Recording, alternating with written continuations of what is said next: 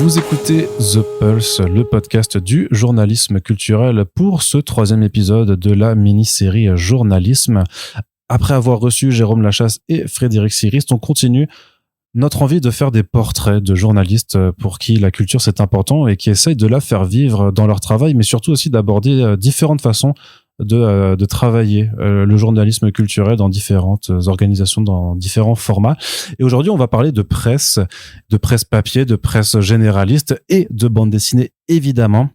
Et j'ai le plaisir d'accueillir dans ce podcast Amandine Schmitt. Salut à toi, Amandine. Salut Arnaud.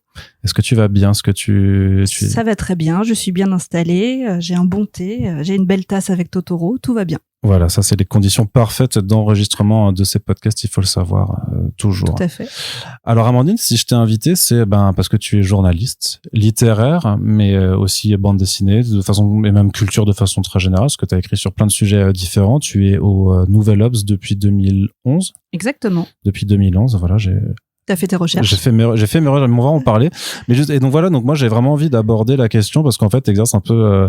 On a toujours, on a toujours, enfin on n'a jamais ce qu'on souhaite. Enfin tu vois, on envie souvent les choses et je sais que moi la presse papier c'est quelque chose qui me fait vachement envie parce qu'il y a le prestige de la presse papier et j'ai envie d'en discuter avec toi, de savoir quels sont les avantages, quels sont les inconvénients, comment toi tu abordes ça. Mais avant, est-ce qu'on peut parler un peu juste de ton parcours? Puisque tu n'es pas né journaliste, c'est quelque chose qui est venu, j'imagine, au fil du temps. Déjà, avant, de toute façon, tu étais gamine, donc tu n'avais pas le droit de travailler. Puisque maintenant, les enfants sont protégés du travail. Ça, c'est un petit peu dommage. Fou, mais bon, j'espère que tu corrigeras le tir avec le tien.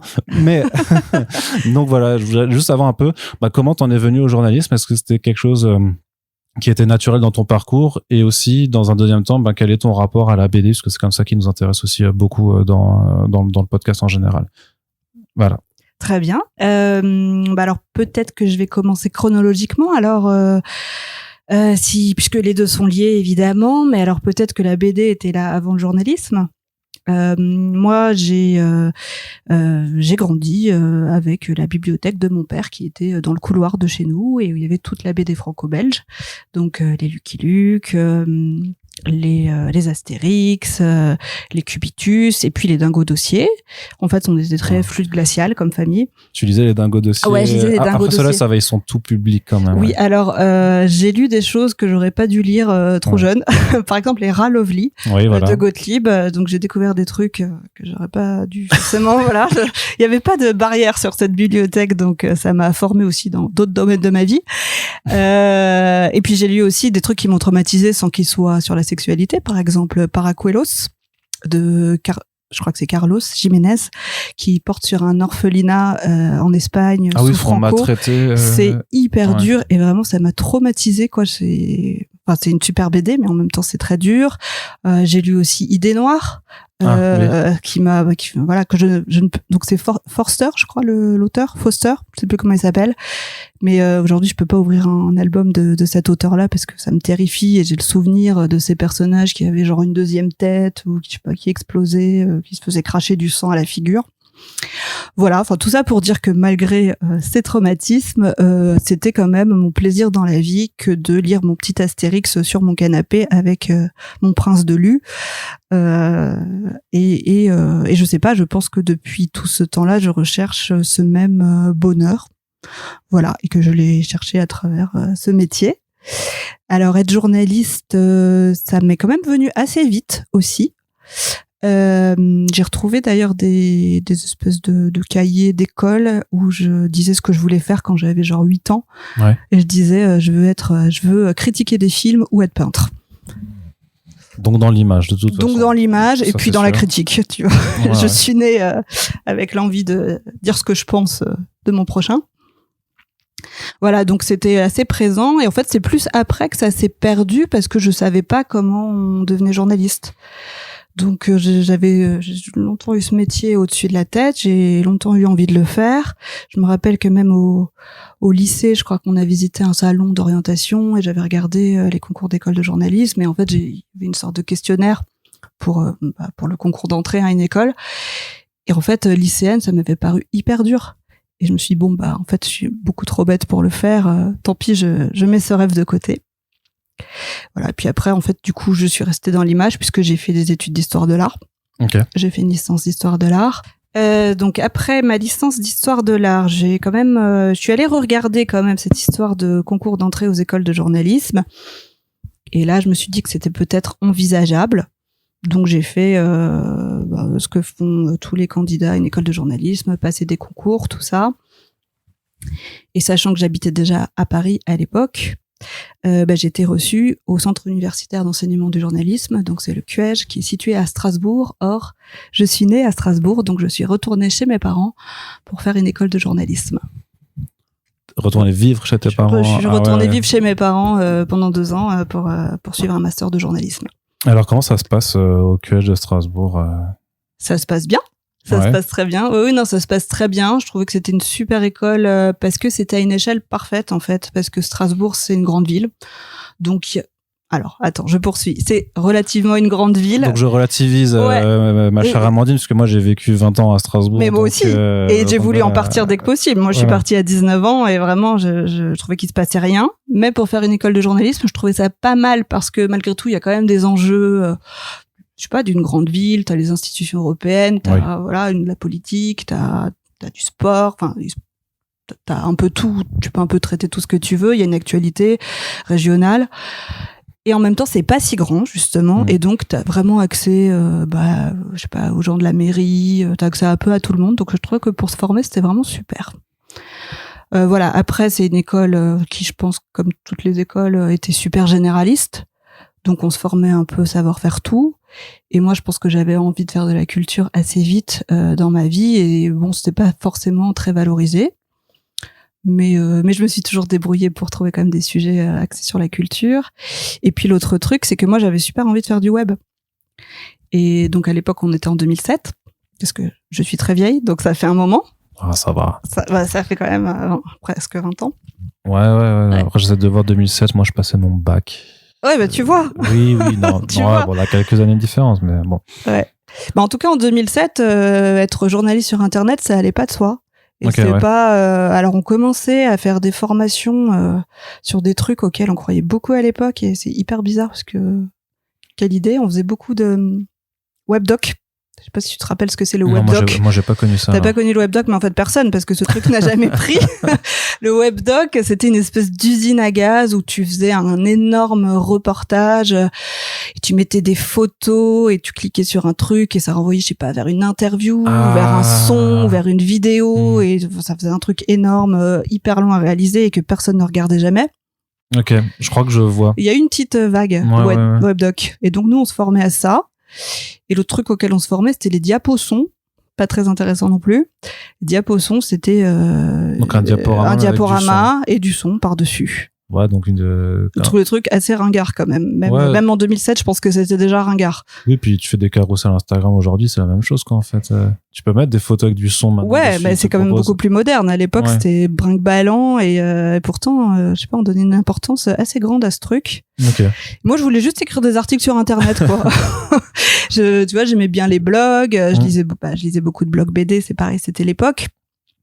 Je lisais beaucoup de blogs sur la mode. Et c'était plutôt ça qui me plaisait, quoi, que j'avais envie de lire. Et et faire du web, ça allait pas de soi. Et je me rappelle que pour un de mes stages, j'ai dit donc je voulais faire mon stage dans un site internet. Donc on m'a regardé avec des gros yeux. Et puis j'ai proposé Slate. Et là, parce qu'à l'époque, c'était pareil, c'était le top one du journalisme web. Vraiment, c'était très... On est d'accord que ça existe plus, hein, Slate, je crois. Si, ça existe encore. C'est vrai que ça a plus, je sais pas, ça a renommé ou ça a renommé, et puis même, je pense que ça a écrasé vraiment tout le monde en termes de... Je sais pas, on pensait que c'était le futur, c'était le journalisme web, il y avait ça, il y avait 20 minutes, il y avait Rue 89, et puis Slate, c'était un peu le dominant là-dedans. Donc moi, je voulais faire un stage à Slate, donc... C'était eux qui faisaient des reportages un peu gonzo comme ça, enfin, c'est très possible. Mais on faisait aussi beaucoup de papier, de revues de presse, très percutants, hyper travaillé, hyper marrant aussi. Il y a vraiment de quoi rigoler, quoi. Et quand j'ai présenté ça à mon école en disant, moi, je veux faire un stage à Slate, on me dit, ok. Alors vraiment, on te le file, mais vraiment, quelle idée de faire ça. Et parce que tes profs étaient plutôt âgés, encore plus âgés, ils étaient très vieille école, pas tant que ça, mais c'est juste que je pense que c'était pas rentré dans les mœurs, en fait, ce journalisme-là. Okay. Et voilà, moi, j'étais en section presse écrite, et je sais pas, on faisait pas ça. Il y avait que des. De toute façon, je trouve que c'est une école qui formait beaucoup à la radio, qui formait beaucoup au planning de France, de Radio France, ce qui m'a été mon cauchemar. T'aimes pas? Bah, je suis pas très radio déjà, et puis en plus le planning de Radio France c'est quand même compliqué. Enfin après c'est Radio France qui file des cases, faut se conformer, faut accepter d'habiter dans une ville qu'on connaît pas. Du jour au lendemain on peut être appelé n'importe où en France et faire un reportage sur un thème qu'on connaît pas à des heures très matinales. Moi, c'était pas trop ce que je voulais faire. Moi, je voulais faire mes petits articles sur des BD obscurs sur Internet. Donc, vraiment, j'étais vraiment... à l'opposé du truc. C'est ça, à l'opposé du truc, puis vraiment une marginale. Voilà. Mais j'ai fait mon stage à Slate. Et ça s'est très bien passé. Et voilà. Et après, tout le reste de ma carrière, c'est pareil, ça s'est passé grâce au web. Bah, raconte-moi. Comment tu concrétises ensuite ce projet professionnel en sortant donc diplômé? En sortant diplômée, donc en 2009, du QEJ. Donc je suis lancée dans le grand bain, pas facile. Parce qu'on te dit juste débrouille-toi. T'as pas forcément un réseau. En gros, j'ai pas de réseau. Ouais. Moi, je veux pas faire le truc de Radio France qui est un peu, qui n'est pas mon truc, mais qui je reconnais te met le pied à l'étrier et au moins ça te donne un cadre. Et pour débuter, je trouve ça pas mal, quoi. Mais c'est pas du tout ce que je voulais faire. Ça t'essort bien dès le départ. Ça t'essort bien direct, mais après t'as la possibilité d'évoluer au sein de Radio France et de peut-être choisir un peu plus ce que tu veux. Mais c'est un peu l'épreuve par laquelle il faut passer. Enfin, toujours est-il que moi, j'avais pas envie de faire des reportages sur des matchs de foot régionaux à 6h du matin, donc ce qu'on peut comprendre. Voilà. Donc il fallait faire autrement. Et donc à la sortie de l'école, j'étais toujours dans mon obsession là de faire du web. Et en fait, j'ai fait un dernier stage en sortant de l'école dans une boîte qui s'appelait Citizenside. Et il faut savoir que la mode journalistique à l'époque, c'était le participatif. Le participatif, c'est pareil, c'est un peu passé de mode aujourd'hui. J'ai vraiment l'impression d'avoir 1000 ans, quoi, en parlant.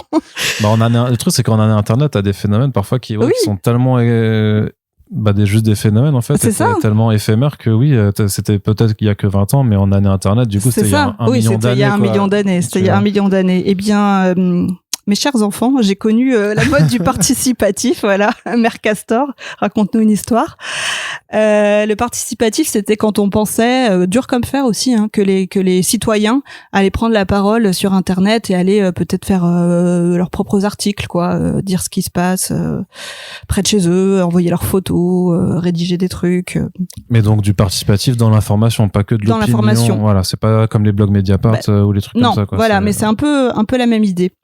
Donc moi j'ai commencé dans un truc qui s'appelait Citizenside et c'était du participatif, c'est-à-dire qu'à chaque fois qu'il y avait un événement en France, par exemple je sais pas une inondation quelque part, et ben on essayait de récupérer des photos de gens qui étaient sur place pour pouvoir documenter le truc. Voilà, ça se passait comme ça, des vidéos, des photos et après ça buzzait ou pas, mais ça pouvait intéresser d'autres médias et ça faisait boule de neige. Voilà, ça c'était mon premier job. Ça marchait bien. Et en fait, ce job m'a vachement apporté et je me suis liée avec pas mal de gens sur place qui ensuite m'ont ouvert des portes ailleurs. Donc mon deuxième job, ça a été de travailler à Métro News aujourd'hui. Enfin, ça n'existe plus peut-être d'ailleurs. Le quotidien libre. Le quotidien papier, gratuit. Voilà. Ouais, c'était quoi? C'était la bande verte, là? La bande verte, oui, c'était tout vert sapin. Ouais. Tout vert sapin. Je suis pas sûr, je sais pas, parce que je lis plus du tout. Enfin, moi, je lis je suis pas sûr que ça existe encore. Non, je suis pas sûr que les business des quotidiens gratuits courent encore, mais c'est vrai qu'il y avait... il y avait Métro, il y en avait un deuxième, 20 minutes. Il y avait 20 minutes. Et 20 minutes, ouais, et puis il y avait Direct Matin. Et Direct Matin, c'est ça, ouais. Je les ai connus, mais effectivement, vu que je lis plus de quotidiens gratuits, je saurais pas te dire si ça existe encore. Mais je suis pas sûr que ça existe. En fait, je vous parle d'un monde vraiment moribond, quoi. Je vous donne toutes les tendances les unes après les autres qui se sont toutes éteintes. Mais c'est vraiment d'un temps que les moins de 20 ans ne peuvent connaître aussi, quoi. C'est comme la chanson, mais parce que, mais c'est marrant parce que ça me fait aussi des souvenirs quand, et en fait, tes blogs, le participatif, Je crois que j'ai des souvenirs en fait d'autres sites qui proposaient ça, et même techniquement 9e art, le site qui est voisin de Comics Blog, quand ils ont ouvert, alors c'était en 2013, c'était un peu plus tard, mais techniquement il y avait ce côté aussi que tous les utilisateurs du site pouvaient faire leur propre microblog sur le site avec leurs propres critiques, mais qui étaient intégrés à l'architecture générale, donc ils demandaient aussi en fait aux lecteurs d'être de participer, c'est ça, de construire un peu prendre part au projet, c'est ça. complètement. Donc c'est pas si éloigné que ça en fait. Oui, tu vois, t'as quand même des souvenirs qui te reviennent. C'est ça, mais parce que je suis plus tout jeune non plus aussi, hein. c'est juste ça la réalité. Le podcast d'Alzheimer. Donc j'ai bossé à Metro News où là j'avais ce job assez passionnant de mettre les papiers de mes camarades en ligne. Voilà. C'est ça, tu rédigeais pas. Non, après bon les choses s'enchaînant, après si je pouvais rédiger un peu des trucs et tout, mais mon job principal c'est vraiment mettre les articles en ligne, car il y avait des gens employés pour ça dans le temps. C'est fou ça. Ouais. Hein. Après c'est super parce que ça m'a donné l'occasion de mettre un pied dans cette rédaction. Mais c'est-à-dire que concrètement, attends, je t'arrête parce que quand même, c'est-à-dire qu'ils t'envoyaient des papiers qu'ils avaient rédigés, et toi tu devais juste en gros copier-coller dans des blocs de texte et mettre en page et valider le truc. Exactement. Mais t'en faisais combien par jour? Mais pas beaucoup en plus. Ah oui. Pas beaucoup. J'étais à mi-temps. Ok, d'accord. J'étais à mi-temps dans ce job-là, mais surtout c'était, je sais pas, c'était un circuit de la copie super étonnant quoi, parce que. Bah oui. Je sais pas s'il y avait vraiment besoin de quelqu'un pour aller publier en ligne, mais bon. Bah après ça leur économise à eux les quelques minutes nécessaires, mais vu qu'ils ont déjà rédigé tout le texte, j'ai envie de dire, tu peux.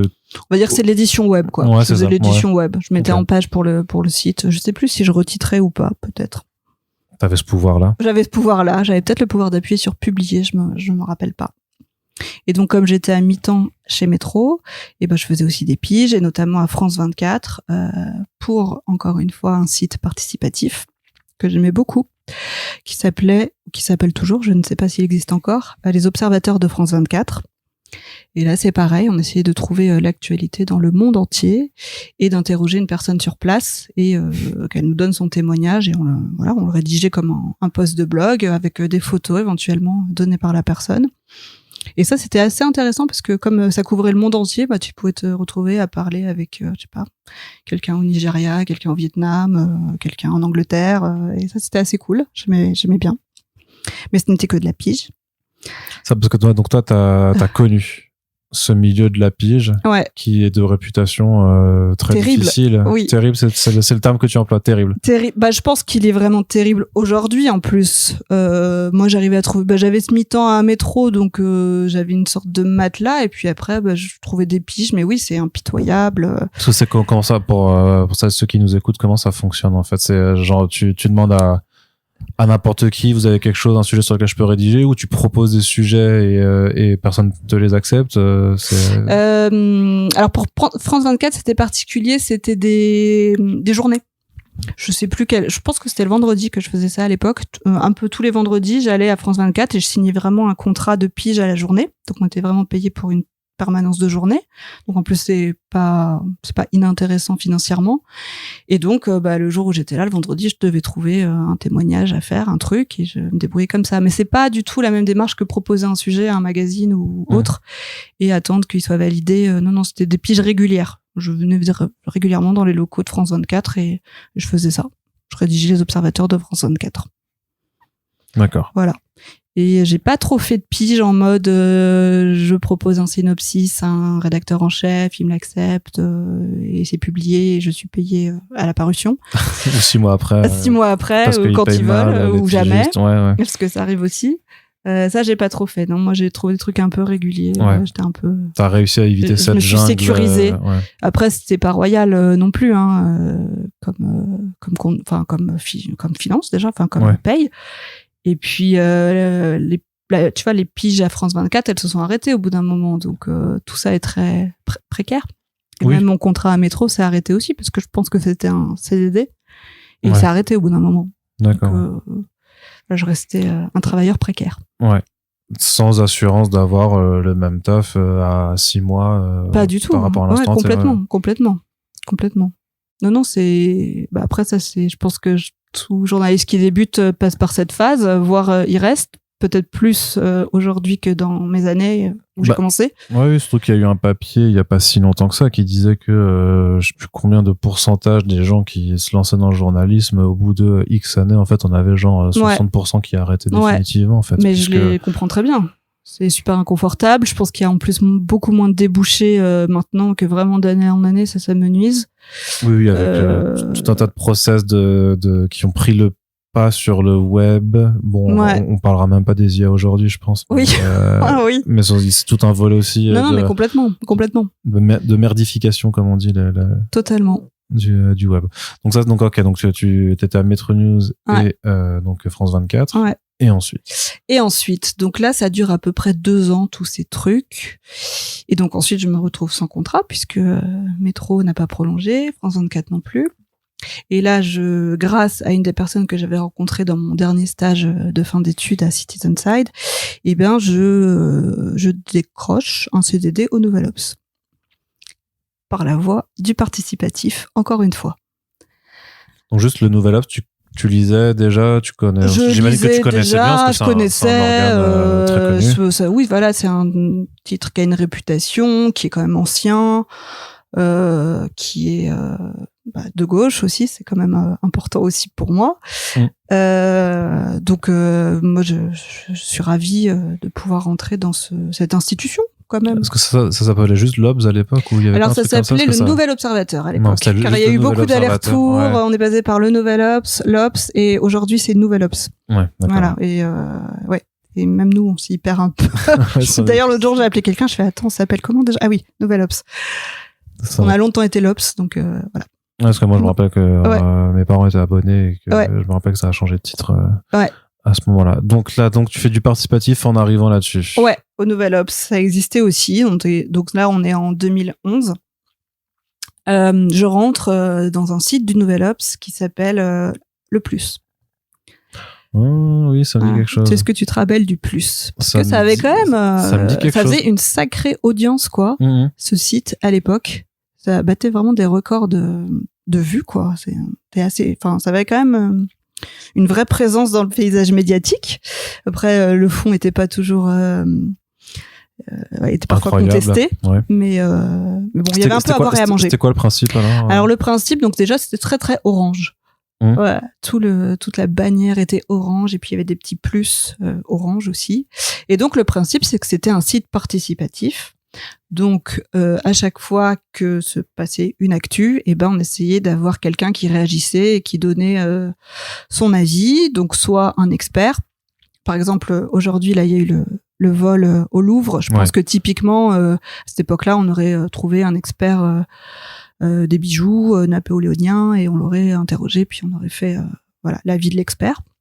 Donc, il y avait ça, mais il y avait aussi des opinions. Ouais. Voilà, donc vraiment de la tribune, quoi, en fait.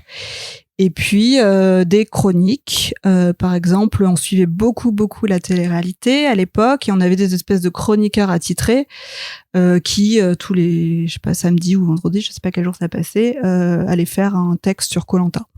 Ok. Voilà, ou Koh-Lanta, ou je sais pas ce qu'il y avait à l'époque.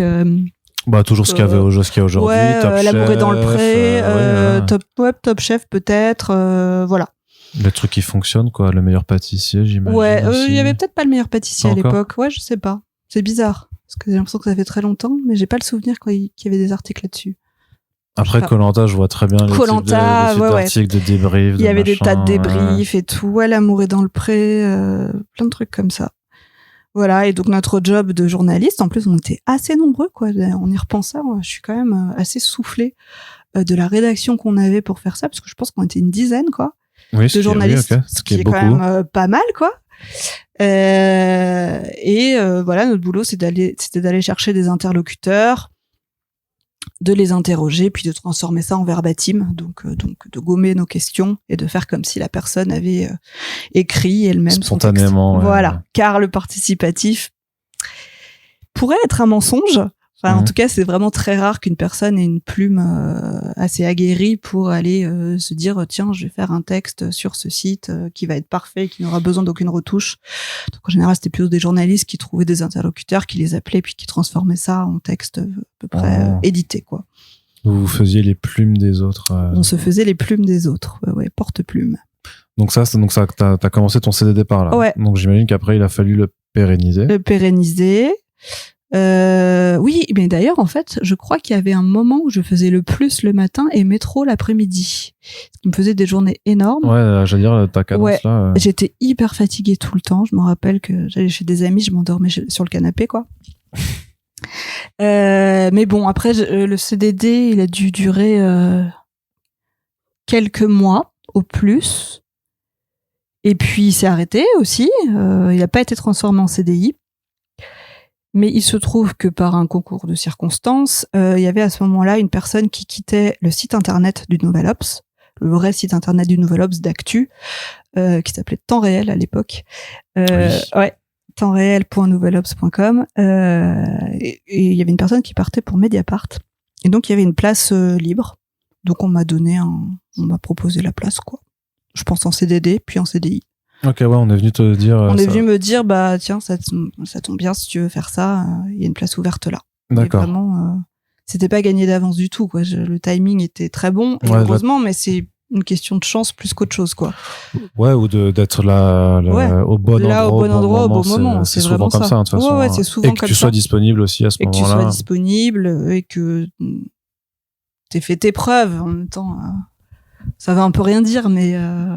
Bah, tu commençais quand même à avoir... Si t'es pas catastrophique, normalement, ça va. Ouais, tu commençais quand même à avoir pas mal d'années déjà d'expérience. Bah non, à l'époque, j'avais que 2 ans, en fait. Non, c'était...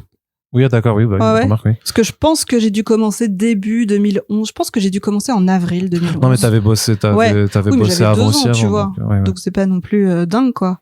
Je pense que j'ai commencé au plus du Nouvel Obs en avril 2011 et que j'ai été engagée en novembre. Mais peut-être en CDI, en fait, directement. Je sais plus. Et là, au site du Nouvel Obs, j'avais une rubrique qui s'appelait Vue sur le web. Oui, bah, je voulais t'en parler parce qu'en fait, quand t'as ta page journaliste encore aujourd'hui sur le site du Nouvel Obs, donc on peut remonter. Il y a 50 pages. Oui, il faut pas trop remonter par contre. Il y a 50 pages d'articles. Alors déjà, il y a un bug parce que justement, c'est des pages 50 à 40 en fait, c'est des articles que t'as pas écrits, donc je sais pas trop pourquoi c'est lié à ton nom. Okay. Mais des articles sans illustration qui datent de 2008, des trucs comme ça, donc vraiment des trucs un peu chelous. Ah, c'est étrange. Ouais. Mais bon, ça arrive. Mais effectivement, quand on retrouve tes premiers articles rédigés, on voit 2 catégories. Ça parle beaucoup de cuisine au début. Cuisine. Ouais, je te jure qu'il y a des articles de cuisine. Alors, c'est pas ma passion dans la vie, pourtant. De cuisine, ouais, mais t'en as aussi. Mais par contre, oui, effectivement, beaucoup d'articles sur le web, un tel a dit ça réagit sur Twitter. Beaucoup de revues de web, beaucoup de trucs exactement. À l'époque, même si c'était déjà un réseau du démon, bah, c'était quand même moins. Voilà, mais c'était là le début quand même. Hein. Et c'est là où tout se passait, quoi, en fait. Et c'est là où tout se passait. Ah oui, des revues de tweets, c'était ma grande spécialité. Ouais, il se passait un truc dans le monde et je prenais 10 tweets de réaction et je les compilais et ça faisait un article. Donc voilà, beaucoup de donc ça c'était vraiment par ça que t'as commencé en fait. Par ça que j'ai commencé, mais j'aimais beaucoup. C'était bon, alors oui, des revues de tweets, mais des fois je faisais des trucs plus poussés quand même, et j'aimais bien, quoi. Je crois que j'avais fait un truc que j'avais vachement aimé, c'était sur la fin des adresses mail en voilà.fr. Okay, ouais. Je trouvais ça trop drôle et j'avais interrogé des gens qui étaient tristes et tout de plus avoir leur adresse voilà. Je faisais un peu des trucs sur les communautés de fans aussi. Oui, non, mais tu parlais de Gangnam Style aussi en 2012. Ouais, je parlais de Twilight. Ou un peu tout ce qui se passait sur Internet, quoi. C'est quelque chose que t'avais envie de, je sais pas, démocratiser. C'est un truc qui se faisait, quoi. Enfin, t'étais la seule à faire ça aussi, ou parce non, que... pas du tout. Ah non, pas du tout. Non, c'est pareil. C'était un peu la tendance. Bah, je pense que 20 minutes était hyper bon là-dedans, par exemple. Déjà, c'est pas enfin, j'ai pas fait ce choix de rubrique. Enfin, on me l'a imposé, attribué. Mais en même temps, moi, ça me plaisait vraiment beaucoup. Mais moi, j'adorais, quoi, parler d'actualité d'internet et de, je sais pas, faire remonter les voix de ce grand forum finalement. Et t'avais le choix des articles? Oui, à peu près. Oui, à peu près. Enfin, il y avait une conférence de rédaction tous les matins au service web, mais j'avais le choix de proposer à peu près ce que je voulais. Ça m'intéresse un peu. Si tu peux juste un peu nous parler de comment ça se passait. Ouais, comment ça se passe. Ça commence à remonter, hein, parce que le service web, j'y suis plus depuis longtemps. Mais non, mais c'est ça, hein, tous les matins, on arrivait et puis c'était vachement plus ségrégué que maintenant, le Nouvel Obs. Donc il y avait vraiment le service web et les services du print, du magazine, et les deux avaient du mal à c'était pas très poreux, quoi. Okay. Et je pense que c'était dommage, mais bon, les choses se sont arrangées ensuite. Et donc vraiment, il y avait un journaliste ou même plusieurs par rubrique. Donc, je sais pas, des journalistes politiques, des journalistes sur l'international, des journalistes, je sais plus ce qu'il y avait encore. Peut-être pas sur le sport. Je pense qu'il y avait, encore à l'époque. Mais après, ça s'est bien tari, la couverture du sport au Nouvel Obs. Mais je pense qu'à l'époque, il y avait peut-être encore. Et chacun, en fait, les uns après les autres, on se réunissait à je sais plus quelle heure, 9h peut-être, et on disait sur quoi on allait travailler ce jour-là. Voilà, sachant que moi, des fois, j'avais rien besoin de dire parce que j'attendais qu'il se passe un truc sur Internet. Ouais, c'est ce que j'allais dire, c'est compliqué de... Et voilà, et je faisais un truc.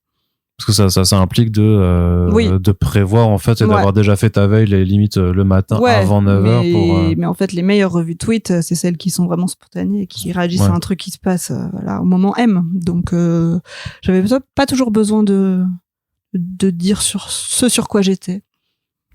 Puis après, il y a le truc un peu ridicule, mais ça me suit depuis le début de ma carrière, que moi, je fais des trucs très, je sais pas, originaux ou insolites. Insolite, et que des fois c'était presque une rubrique insolite que je faisais, puis t'es là, les gens qui parlent de l'actualité politique hyper sérieuse, puis t'es là, oui, moi je vais compiler 3 tweets qui parlent de Top Chef, voilà. Mais tu sentais qu'il y avait une forme de mépris ou de prise de ça? Non, je pense pas. Je pense que c'était plutôt une espèce d'autocensure. D'accord. Mais jamais personne m'a dit que c'était horrible ce que je faisais et que ces sujets n'étaient pas valables, donc non, ça passait. Après, c'est sûr que j'étais un peu la dernière du tour de la conférence de rédaction. Évidemment, c'est pas des sujets prioritaires. Non, c'est sûr. Encore que ça se discute, mais en l'occurrence, j'étais vraiment la dernière dans une rédaction de gauche. Tu t'intéresses au sujet qui intéresse le peuple, donc populaire au sens propre du terme. Il y a peut-être moyen que Koh-Lanta intéresse plus de gens en termes de nombre que je ne sais pas quelle nomination. C'est impossible de détrôner la politique. C'est toujours la rubrique reine. C'est impossible et ça se dément pas. Oui, et encore moins, j'imagine, aujourd'hui, avec les années passées. Tu restes combien de temps sur ce service web? Parce que tu viens de dire que tu n'y étais plus, donc j'imagine qu'il y a une transition. Moi, j'ai pas pu éplucher les 40 pages non plus des articles, mais je te recommande pas. J'ai essayé de retrouver quand même à partir de quel moment tu as pu rédiger sur la bande dessinée. Et j'ai l'impression, mais tu me dis si je peux me tromper, qu'il y a un premier point à 2015 avec Charlie Hebdo, et que après l'un de tes premiers articles c'est sur Zai Zai Zai Zai, et ensuite il y a aussi Beach Planet du coup qui est du comics en 2016 de Kelly Sue DeConnick. En plus des comics quoi.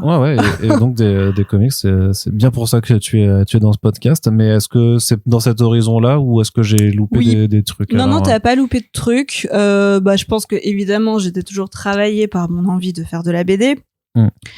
Que tu ne pouvais pas faire alors à ce moment-là. Mais je pense que non seulement je pense que je pouvais pas le faire, et en plus j'étais vraiment plus en mode j'essaye de faire mon trou dans ce milieu, et vraiment cette passion là elle transparaissait pas quoi. Je pense que j'essayais déjà de m'habituer à ce boulot, à essayer de le faire, donc les thèmes dont j'avais vraiment envie de parler, pour moi, ils étaient mis de côté. Et puis, par ailleurs, j'étais très heureuse dans cette rubrique Vue sur le web, donc je cherchais pas non plus à tout prix à aller vraiment trouver une autre thématique de manière urgente. Donc, je pense que c'est plus en m'installant peu à peu dans ce service web que mes désirs profonds ont ressurgi par eux-mêmes. Mais avant, j'étais pas malheureuse de pas en parler, franchement. Voilà. Même si aujourd'hui, rétrospectivement, je me dis mais comment ai-je pu parler d'autre chose que de la BD dans ce métier, alors qu'il y a que ça vraiment, et ça m'intéresse. Enfin, il y a plus que ça qui m'intéresse quoi. Mais alors comment ça fait la transition donc? Donc Zai Zai Zai Zai, je pense que c'est 2015 aussi. Ouais, c'est 2015. Il se passe donc il y a l'attentat contre Charlie Hebdo, mais j'ai pas l'impression d'avoir fait des choses sur le fond de Charlie Hebdo. Il y avait quand même un article genre tout le monde n'est pas Charlie quand même, enfin que les couvertures suscitaient des réactions à l'international. Oui, mais tu vois, c'est des réactions sur en ligne. Je me rappelle, j'avais interrogé le gars qui avait designé le logo Je suis Charlie, par exemple, mais ça parlait pas du fond de ce que faisait le journal Charlie, c'était plus en réaction à l'attentat. J'avais aussi interrogé des proches des victimes. Enfin, vraiment, on était très très loin de parler bande dessinée, quoi. Et je sais pas comment ça s'est passé, mais je pense que j'ai eu des coups de cœur en BD et qu'il y avait un site littéraire à l'Obs qui s'appelle Bibliops, que moi j'aimais beaucoup, que j'aimais beaucoup lire, j'aimais beaucoup l'équipe en plus qui était en place. Et je pense que peu à peu, j'aurais proposé des petits articles comme ça. Voilà, j'aime bien Zai, il voulait pas que je le fasse. Et comme peu de gens faisaient la BD là-bas, enfin en tout cas, elle n'était pas suivie à fond. Enfin la porte était ouverte, puis Bibliops c'est un site hyper libre où vraiment chaque journaliste de l'Obs peut aller proposer une chronique d'un truc qu'il a lu, puisque voilà, la littérature et la BD et je sais pas, le polar et enfin tous les livres, c'est tellement large que tu couvriras jamais tout. Non, ouais. Dès qu'il y a un journaliste qui propose un truc, c'est assez ouvert. Donc j'ai commencé à faire ça, j'ai fait Beach Planet que j'aimais beaucoup aussi. Je sais pas pourquoi j'avais eu un tel coup de cœur sur Beach Planet, mais vraiment ça m'avait hyper marqué. Ouais, mais ça avait eu un petit retentissement. Mais je pense que c'était une des premières BD féministes. Enfin, que c'était non, évidemment non, mais autant revendiqué. C'était très revendiqué. Voilà. Et ça je pense que Glénat, on avait bien joué dans la com aussi au moment de la parution. Ça avait Kelly Sue en plus avait aussi une certaine aura. Elle était en vue. C'était dans les premières années de Glénat Comics en plus. C'était je sais plus, j'oserais pas dire que c'était le titre de lancement, mais 2016, c'était clairement quand ils se sont lancés. Donc, à mon avis, c'était quand même dans leur premier titre. Donc, l'un dans l'autre, voilà, il y avait un petit phénomène, quoi. Ouais, il y avait un focus quand même. Il y avait une espèce de phénomène, quoi. Puis c'était cool. Puis c'était cool, totalement. Ça aurait pu aller plus loin encore. C'est dommage que ça soit jamais allé beaucoup plus loin. Mais il y a quoi, 2 tomes? Bah, c'est ça. Et puis le 2 tomes, le tome, après, t'as eu un tome d'histoire aussi, anthologie, en fait, dans cet univers-là, mais c'est pas allé plus loin après, quoi. Donc, c'est ça. Ok. Non, moi je pense que j'avais un coup de cœur, donc j'avais envie de le proposer. Puis comme je te dis, c'était pas très compliqué de proposer des articles sur le net, voilà, qui en plus ne prenaient aucune place au magazine, puisque tu proposes pas du print, pas de problème, fais ta chronique, allez. Voilà. Et puis je pense que c'est aussi le moment où j'ai commencé à aller à Angoulême. Ouais, moi j'ai recherché aussi, j'ai vu ton premier article, mais c'était Angoulême 2018, j'ai pas vu sur 2017, mais Ah ouais. 2018. Après, j'en ai peut-être loupé. Non, mais c'est possible. Je voulais voir à partir de quand. Après, j'ai pas regardé si t'étais la seule à parler d'Angoulême. ou si t'as été la première vraiment à en faire. Très bonne question. Très bonne question. Que c'est la question sous-jacente, c'est quelle a été et quelle est la place de la bande dessinée au sein du Nouvel Obs. Ouais, bien sûr. Est-ce que tu veux que je réponde à ça ou tu veux que je à l'époque ou actuellement? Bah à l'époque, puis on va à l'époque, il y en avait quand même. Il y avait quelques journalistes du service culture qui s'y intéressaient, notamment des trucs patrimoine. Pourquoi pas. Il y avait aussi une journaliste spécialisée en BD qui s'appelle Laure Garcia, qui avait une sorte de colonne. Je sais plus si c'était toutes les semaines, peut-être pas, mais c'était une colonne vraiment assez grise. En plus, elle était pas trop illustrée dans mon souvenir, où elle disait, elle compilait genre 3 sorties. Il y a ça, il y a ce très bel album de machin truc, ça et ça, et voilà, il y avait ça à l'époque. Et voilà. Et après, ça a pris de l'ampleur. D'ailleurs, c'est vraiment pas beaucoup. Quand même, non, c'est vraiment pas beaucoup. C'est vraiment pas beaucoup. Mais des fois, il y avait des grands articles aussi. Des fois, ils se prenaient de faire, je sais pas moi, je sais pas, des angles sur Gottlieb, par exemple, des angles sur Astérix. Donc quand même, c'était pas non plus inexistant. Mais c'est quand même. Mais je pense que c'était l'initiative d'un journaliste à chaque fois. Et puis là, si tu dis juste de Gottlieb et Astérix, c'est la BD de patrimoine, la BD la plus populaire aussi pour Astérix en tout cas. Enfin voilà, c'est ça casse pas l'image d'Épinal qu'on peut avoir de la bande dessinée dans l'inconscient. Bien sûr. Après, je pense que donc ma collègue qui chroniquait ces 3 BD, elle faisait quand même des trucs un peu plus actuels. Je sais pas, elle devait faire Davodo, des trucs comme ça, quoi. Enfin, elle suivait quand même assez bien les sorties. Ouais. Voilà. Après, du comics, je pense qu'il y en avait pas, quoi. Peut-être que Beach Planet a été le premier article comics de toute l'histoire du Nouvel Obs. Bah, c'est triste parce que c'est peut-être vrai.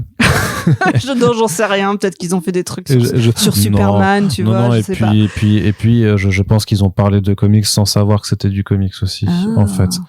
Comme un Astérios Polype, Alors, je sais pas si quelqu'un a parlé d'Astérios Polype, quoi. Bah, en tout cas, il est dans votre classement des 100 meilleurs BD de tous les temps, tu vois. Mais c'est un truc récent. Oui, non, mais je pense à du Craig Thompson, à du Chris Ware, à du Charles Burns, à tous ces auteurs, en fait, qui font. Je sais pas quand est-ce que ça a commencé, quand même, À mon avis, tout ça reste récent. Ouais. Tout ça reste récent. Ils ont quand même parlé de Watchmen un jour, quand même, ces gens. Ouais, j'aurais dû réviser les archives avant de venir, je sais pas. C'est pas un interrogatoire de toute façon. Ouais, je sais pas, j'en mettrais pas mal à couper quand même. Je dirais que Mouse quand même de Spiegelman aussi. Oui, non, mais ça, si, quand même. Donc voilà, ça, techniquement, t'es obligé. Voilà. Et techniquement, c'est du comics, même si. Techniquement, c'est du comics, c'est une BD américaine. Voilà, c'est ça. Donc, il y en avait pas beaucoup. Il n'y en avait pas beaucoup, et moi, j'ai commencé à proposer des petits articles, mais en fait, il s'est passé un autre truc.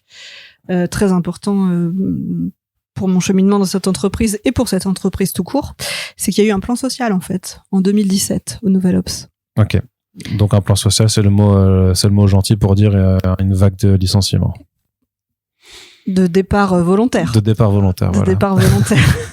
Il y a eu un guichet ouvert, quoi.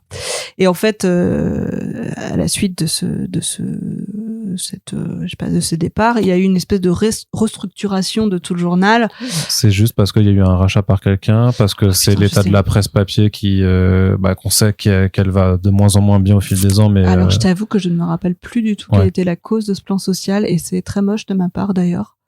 2017. Non, 2017, c'était bientôt 10 ans, donc. Ouais, je ne sais plus. Je sais plus à quelle occasion il y a eu un plan social. Il faudrait peut-être que je révise. Je sais pas.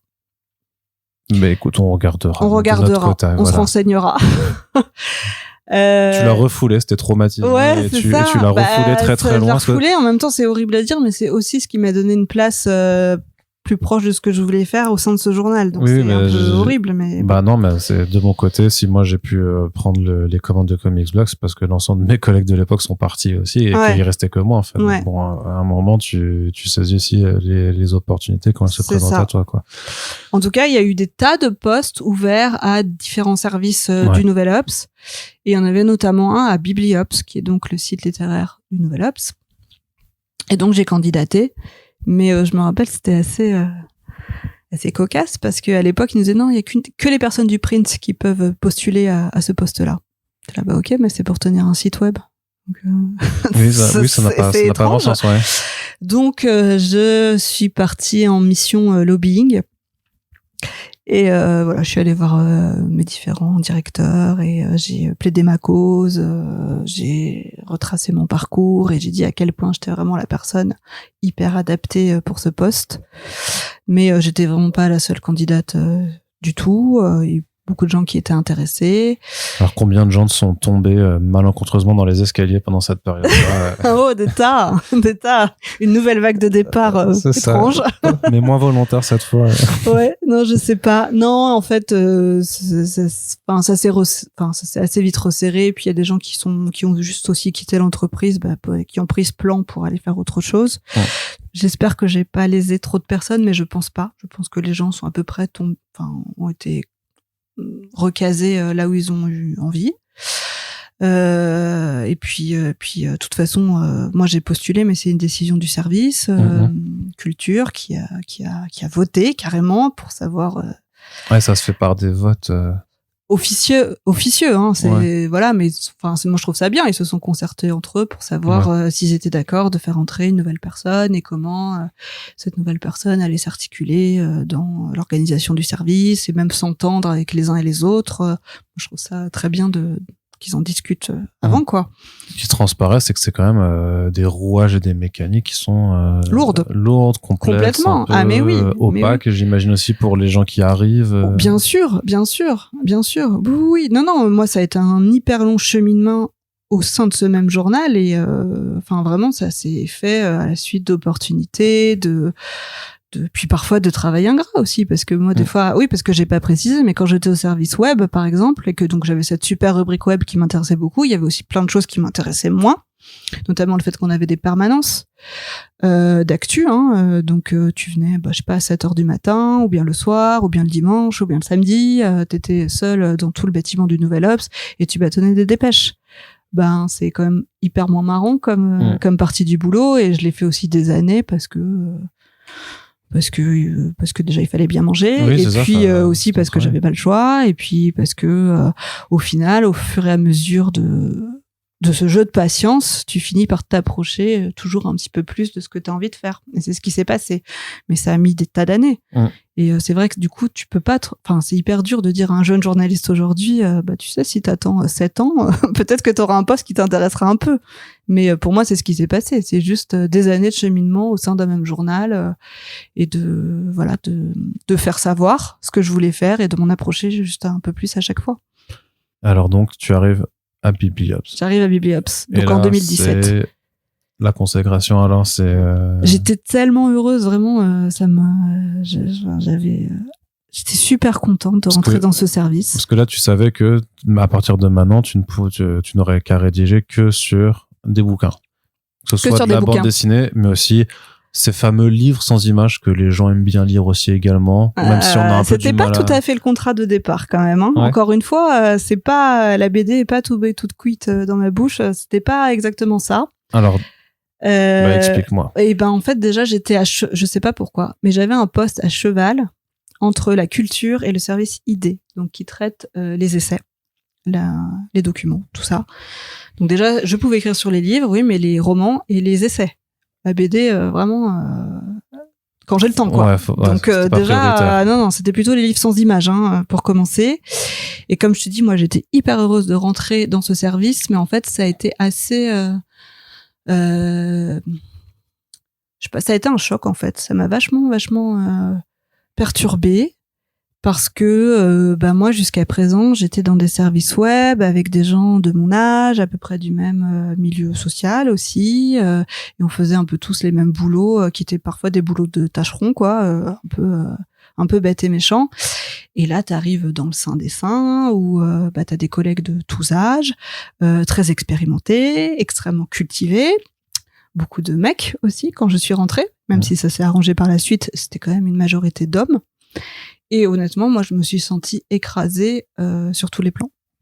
Tu vois, j'étais une fille jeune, j'avais peu d'expérience par rapport aux autres et le sentiment d'avoir moins de connaissances. Donc, franchement, ça a été un espèce de petit, je vais pas dire trauma, mais je veux dire, le cap a été difficile. Ouais, et puis t'as eu un gros syndrome de l'imposteur, j'imagine. Ah, mais à fond, à fond. Déjà que je pense que c'est un syndrome qu'on traîne toute la vie, et je pense qu'en plus sur les filles, c'est encore plus lourd.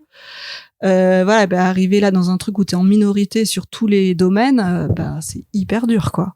C'est hyper dur et j'avais beaucoup de boulot en plus parce qu'il fallait que je lise des essais aussi, mais bon, c'est un truc que je savais pas faire. Enfin, c'est aussi un boulot que je savais pas faire. Il fallait que je fasse de la critique.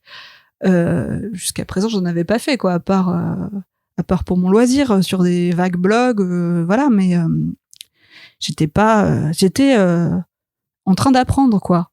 Donc je me sentais un peu nulle, quoi. Un peu nulle. Et alors, comment t'as fait pour... Comment j'ai fait?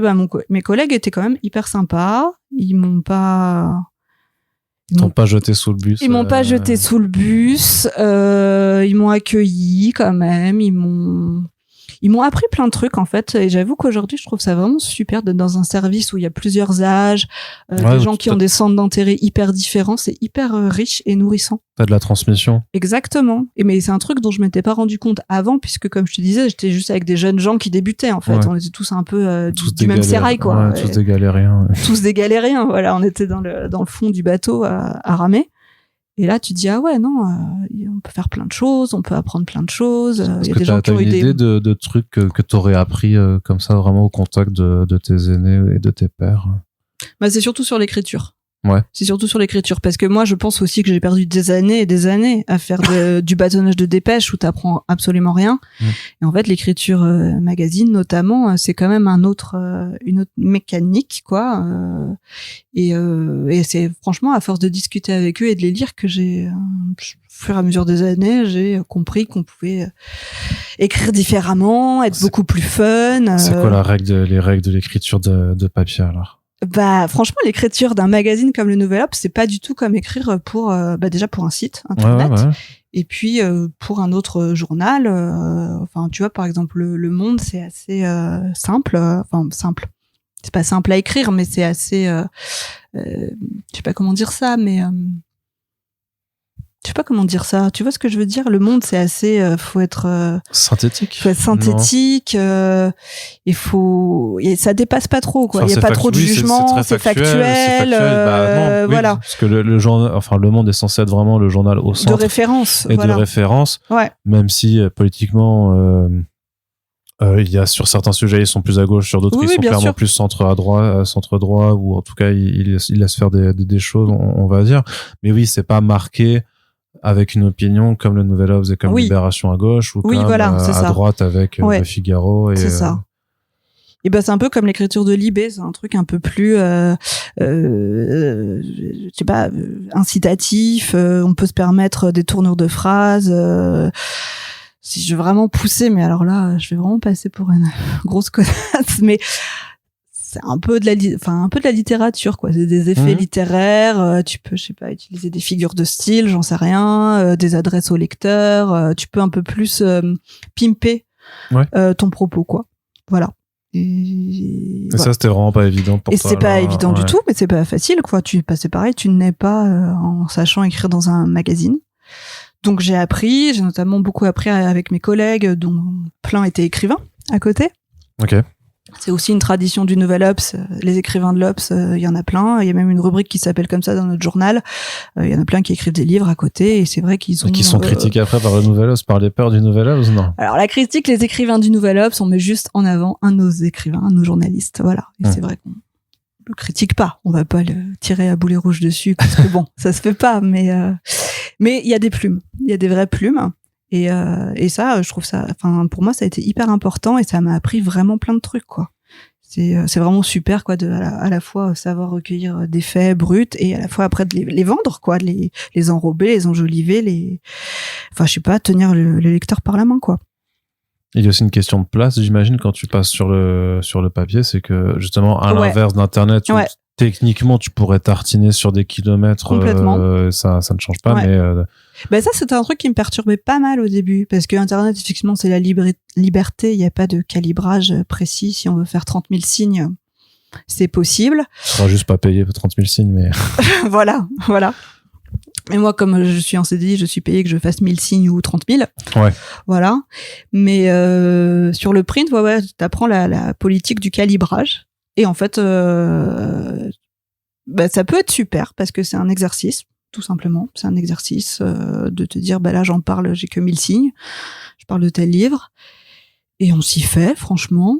Et en fait, je pense que je suis contente d'avoir les deux. De pouvoir me dire, là, j'ai 1000 signes pour parler de tel bouquin, mais à côté, j'ai envie de faire une interview sur 15 000 signes d'un auteur obscur, c'est aussi possible sur le net. Ouais. Voilà. Mais c'est ça, parce que quand t'as que 1000 signes pour faire une critique d'un bouquin, c'est compliqué, parce que tu dois vite fait contextualiser la sortie. Exactement. Expliquer de quoi ça parle, et c'est donner un ressenti. Et puis donner un ressenti, c'est ça. Et donc, généralement, enfin, t'as ton ressenti, il va faire 3 lignes sur les 10 de total. Complètement. Mais c'est pas grave. C'est pas grave. Et c'est pareil, t'apprends des techniques pour le faire de manière plus ou moins jolie. Je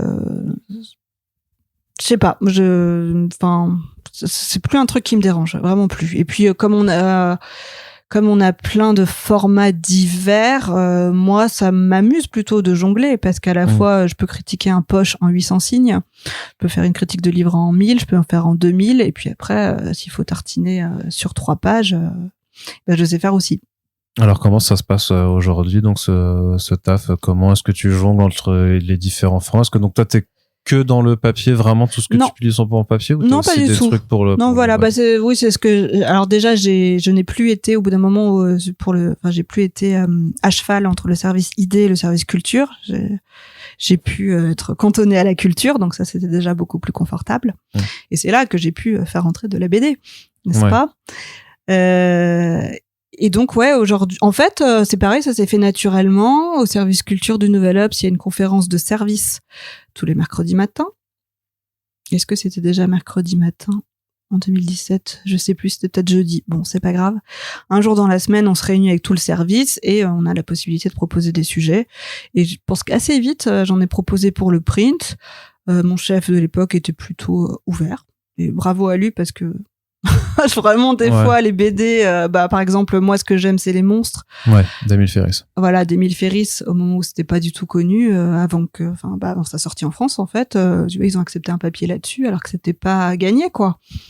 Donc, non, mais plutôt ouvert à ce que je publie dans le papier.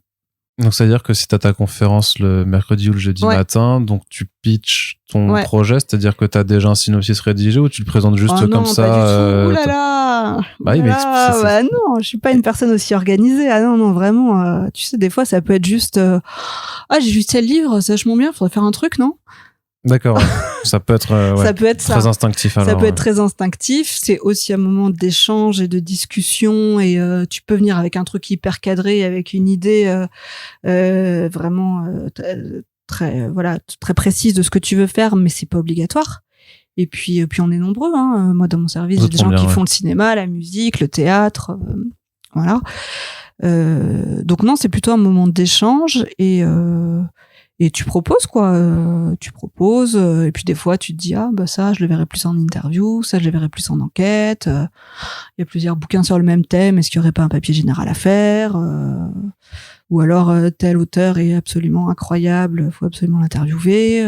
Mais comment c'est décidé alors, la longueur du papier ou le style de papier que tu vas faire dans ces réunions? Et surtout parce qu'après, j'imagine que tu as une deadline très rapide à respecter, puisque donc pas tant que ça.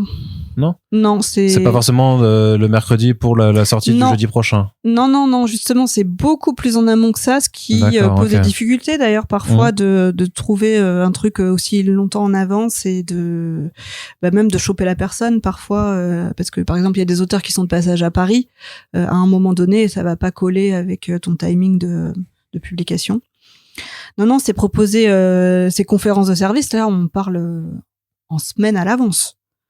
Donc, par exemple, là, on est en octobre, on va parler déjà des numéros de novembre-décembre. Ok. Donc, là, c'est pour ça que peut-être aussi on se permet d'être un peu vague sur les sujets. C'est parce que ça va être dans longtemps. On propose un truc. Et puis après, c'est en discutant, on se dit, soit tu connais l'auteur et tu dis, je sais qu'il est intéressant, donc faisons une interview. Soit t'as remarqué une tendance et t'as envie de le monter en enquête. Soit des fois t'as rien à dire, puis en fait ça va être juste un encart de 1000 signes dans les pages critiques, parce qu'il y a quand même beaucoup de pages critiques dans Nouvel Obs. C'est déterminé en discutant, en proposant, en discutant avec tes chefs, en fonction de la place qui reste aussi, puisqu'il faut faire une place à toutes les disciplines. Donc, si tu tombes sur la semaine où il y a 5 pages sur la danse, il t'en reste pas beaucoup pour toi. Voilà, une espèce d'équilibre aussi entre les disciplines, entre les formats, parce qu'il y a des papiers d'1 page, des papiers de 2 pages, des papiers de 3 pages, et l'ouverture des pages culture. C'est combien, ça veut dire c'est combien de pages tout le segment culture dans le journal? C'est une vingtaine de pages. Une vingtaine. Donc en fait, chaque semaine, vous avez une vingtaine à vous répartir en disant exactement. Et c'est pour ça aussi que c'est un espèce de journal dans le journal, parce que on va avoir notre propre timing de réalisation des sujets. Quand je pense que le reste du magazine, les sujets politiques ou de pure actu ou sur l'international, par exemple, ça va être beaucoup plus réactif. Ouais. Il va falloir les faire, de la semaine à la semaine. Ouais, c'est ça. Oui, là, tu fais une conférence de presse. C'est ça. Et t'y vas, quoi. Ouais, non, je sais pas, tu vois, il se passe un truc, sur Macron, t'es obligé de le faire direct. Là, je sais pas, je sais pas si t'as des contacts un peu avec ces collègues-là. Oui, j'ai des contacts. Après, on travaille pas du tout de la même façon. Comment ils ont vécu le côté, le Premier ministre démissionne. Il est renommé. Et je sais pas, pour le coup, j'étais pas dans leur service à ce moment-là. Il vient nommer son gouvernement à 22h un dimanche, tu vois. Non, être journaliste politique, là, c'est un sacerdoce, hein. Ouais. Mais nous, non, on est beaucoup plus cool. Et les sujets un peu chauds, ça va être plus sur le web, donc nos pages print, elles sont assez froides et faites en amont. Et donc, il faut proposer un sujet des semaines à l'avance, et en plus, on le rend 2 semaines avant la publication. D'accord. Pour le temps qu'il puisse être maquetté, relu, corrigé, amendé, et envoyé titré, illustré. Et envoyé ensuite à l'impression. Alors, exactement. C'est une sacrée mécanique. Mais donc, en parallèle, tu continues de rédiger aussi pour le web, alors. Ouais.